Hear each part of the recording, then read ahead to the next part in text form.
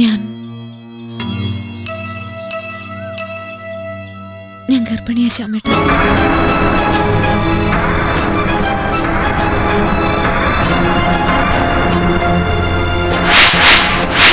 ശ്യാമേട്ടൻ എന്താ എന്നെ സംശയമുണ്ടോ? അങ്ങനൊന്നും പറയരുത്. കൂടെ വരാൻ തയ്യാറായിട്ടാ ഞാൻ വന്നിരിക്കുന്നത്. ശ്യാമേട്ടന്റെ സമ്മതം മാത്രം മതി. രേണു, ഞാൻ പറയുന്നത് നീ ശാന്തമായിട്ട് കേൾക്കണം. നമ്മൾ ജീവിക്കുന്നത് സ്വപ്നലോകത്തല്ല, പച്ചയായ ലോകത്താണ്.